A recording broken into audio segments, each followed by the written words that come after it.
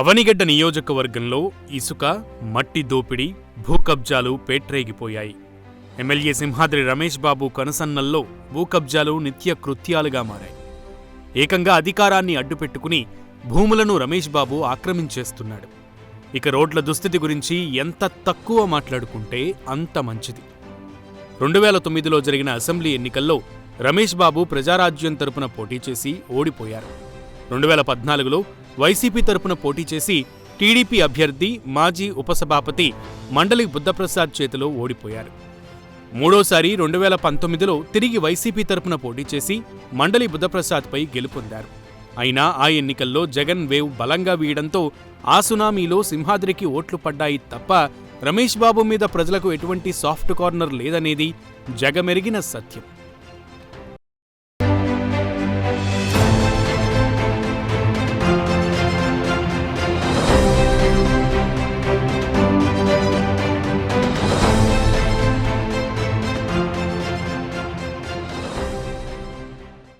గత 5 ఏళ్లలో అవనిగడ్డ నియోజకవర్గాన్ని ఎంతో అభివృద్ధి చేశానని పైకి గొప్పలు చెప్పుకుంటున్నా ఆ అభివృద్ధి నియోజకవర్గంలో కనుచూపు మేరలో కనిపించదంటే అతిశయోక్తి కాదు.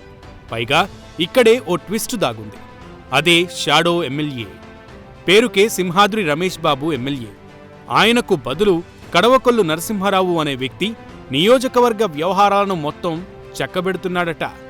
నియోజకవర్గంలో ఏం జరగాలన్నా షాడో ఎమ్మెల్యే పర్మిషన్ కావాల్సిందేనట. ఎమ్మెల్యేకు సైతం ఆయన ఆత్మగా వ్యవహరిస్తున్నారని పార్టీ నేతలు చర్చించుకుంటున్నారట.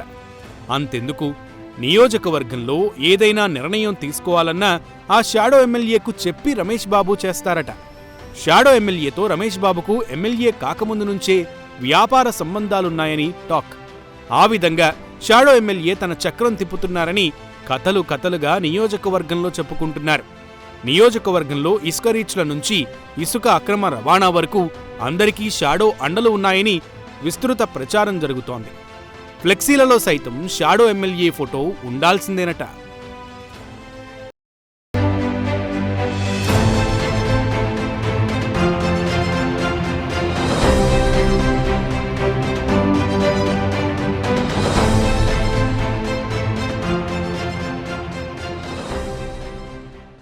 ఎమ్మెల్యే సింహాద్రి రమేష్ బాబుకు పార్టీ నేతలతో కూడా సఖ్యత లేదని ఆ పార్టీ నేతలే చర్చించుకుంటున్నారని టాక్. గతంలో ఓ ఎంపీ అనుచరుడిపై రమేష్ బాబు అనుచరులు దాడి చేశారు. ఈ ఘటనను చిత్రీకరిస్తున్న మీడియాపైన రమేష్ మేనల్లుడు దాడి చేసేందుకు యత్నించాడు.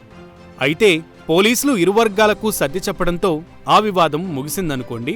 అవనిగడ్డ నియోజకవర్గం ఒకప్పుడు ప్రశాంతంగా ఉండే ప్రాంతం. కానీ రమేష్ బాబు వ్యవహార శైలితో నిత్యం వార్తల్లో నిలుస్తోంది. అంతెందుకు, గత కొన్ని రోజుల క్రితం ప్రభుత్వం ఇచ్చిన హామీలు నెరవేర్చకపోవడంతో రమేష్ బాబు ఇంటి ముట్టడికి టీడీపీ జనసేన నేతలు యత్నించారు. ఆ సమయంలో రమేష్ బాబు వీరంగమే సృష్టించాడు. ఓ ప్రజాప్రతినిధి అయి ఉండి హుందాగా వ్యవహరించాల్సిన రమేష్ బాబు ఏకంగా కర్రచేత పట్టుకుని వీధి రౌడీలా రెచ్చిపోయాడు. టీడీపీ జనసేన శ్రేణులపై బూతు పురాణంతో విరుచుకుపడ్డాడు. దీంతో ఎమ్మెల్యేకు జనసేన టీడీపీ నేతలకు మధ్య తీవ్రస్థాయిలో వాగ్వివాదం చోటు చేసుకుంది. ప్రజా సమస్యలు పరిష్కరించలేని ఎమ్మెల్యే వీధి రౌడీలా వ్యవహరిస్తున్నారని అప్పట్లో పెద్ద దుమారమే రేగింది.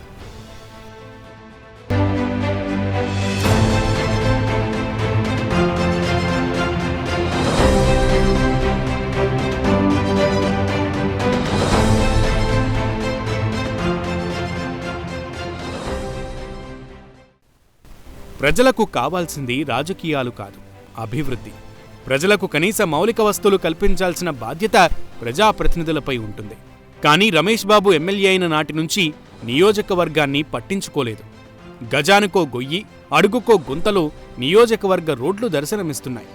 విజయవాడ నుంచి అవనిగడ్డ వెళ్లే కరకట్టదారి అధ్వానంగా మారిందంటున్నారు. రోడ్డులో గుంతలు పడి కుంగిపోయి మట్టి ఇసుక పేరుకుపోయి యాక్సిడెంట్లు జరుగుతున్నాయని వాపోతున్నారు. ఆ దారిలో ఇసుక ర్యాంపులు ఉండటంతో లారీలు, ట్రాక్టర్లలో నుంచి ఇసుక రోడ్లపై పడి అంచుల్లో పేరుకుపోయాయి. దాంతో వేగంగా వస్తున్నటువంటి వాహనదారులు ఇసుకలో అదుపు తప్పి ప్రమాదాల బారిన పడుతున్నారని చెబుతున్నారు. కొడాలి నుంచి రామనగరం వరకు 15 కిలోమీటర్ల మేర రోడ్డు అస్తవ్యస్తంగా తయారైంది. ఇక కోడూరు నుంచి అవనిగడ్డ మధ్య రహదారి దుస్థితి వాహనదారుల సహనాన్ని పరీక్షిస్తోంది. 13 కిలోమీటర్లు ఉన్న రహదారి కనుచూపు మేర కంకర తేలి దర్శనమిస్తోంది. పురిటి నొప్పులతో ఆస్పత్రికి వెళ్దామంటే ఆ కుదుపులకు గర్భిణి రోడ్డుపైనే ప్రసవమయ్యేలా తయారైంది. పవిత్ర సాగర సంగమం హంసలదేవి నిర్లక్ష్యం నీడలో ఉంది. బీచ్ సాగర సంగమానికి సుదూర ప్రాంతాల నుంచి వందల సంఖ్యలో పర్యాటకులు వస్తుంటారు. అంతలా ప్రఖ్యాతిగాంచిన హంసలదేవి రోడ్లు అధ్వానంగా తయారయ్యాయి. చారిత్రాత్మకంగా, సాంస్కృతికంగా ఎంతో ఘనఖ్యాతి సాధించిన హంసలదేవి అభివృద్ధిని సైతం ఎమ్మెల్యే రమేష్ బాబు విస్మరించారు. ఎలాగో అలా తీరానికి చేరుకున్న తర్వాత అక్కడి నుంచి సాగర సంగమానికి వెళ్లేందుకు ఇబ్బందులు తప్పడం లేదు. రహదారుల మరమ్మతులు చేపట్టాలని ఎన్నిసార్లు కోరినా నిధుల కొరత ఉందని ఎమ్మెల్యే నుంచి సమాధానం వస్తోందని చెబుతున్నారు.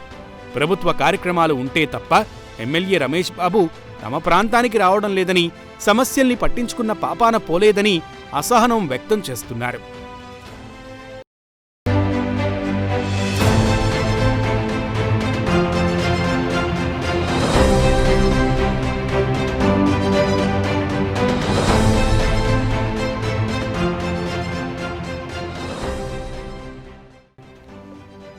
ఇక 2020లో అవినిగడ్డలో ఓ వైద్యుడి హత్యోదంతం పెను సంచలనమే సృష్టించింది. డీఎస్పీ కార్యాలయానికి కూతవేటు దూరంలో జరిగిన ఈ దారుణ హత్య తీవ్ర కలకలమే రేపింది. డాక్టర్ శ్రీహరిరావును హత్య చేసిన వ్యక్తులు దొంగతనానికి వచ్చి హత్య చేశారా, లేక హత్య చేసేందుకే వచ్చారా అన్నది ఇప్పటికీ మిస్టరీగానే ఉంది. అపరిచిత వ్యక్తులు వస్తే డాక్టర్ తలుపులు తీయరని, కానీ బెడ్రూంలోకి ప్రవేశించారంటే ఆయనకు బాగా తెలిసిన వ్యక్తులే హత్య చేశారని భావిస్తున్నారు. దీని వెనుక ఎమ్మెల్యే హస్తం ఉందని అక్కడి ప్రజలు చర్చించుకుంటున్న మాట. గత 5 నెలల క్రితం ఇసుక అక్రమ రవాణాపై ప్రశ్నించిన ఓ మహిళను డ్రైవర్ ట్రాక్టర్ తొక్కించి చంపేస్తానంటూ బెదిరించాడు. దీన్ని బట్టి అవినిగడ్డలో ఇసుక మాఫియా ఎంతలా రెచ్చిపోతోందో అర్థమవుతోంది. ఇక ఈ 5 ఏళ్లలో ఎమ్మెల్యే పనితీరు చూసి ఆ పార్టీ నేతలే ఈయన మాకు వద్దు మహాప్రభో అని అధిష్టానానికి చేతులెత్తి మొక్కుకుంటున్నారట. పేరుకే ఎమ్మెల్యే అని, కానీ మొత్తం షాడో ఎమ్మెల్యే చేతుల్లోనే నియోజకవర్గం ఉందని వారి వాదన. మరి దీనిపై అధిష్టానం ఏ విధంగా స్పందిస్తుందో వేచి చూడాలి.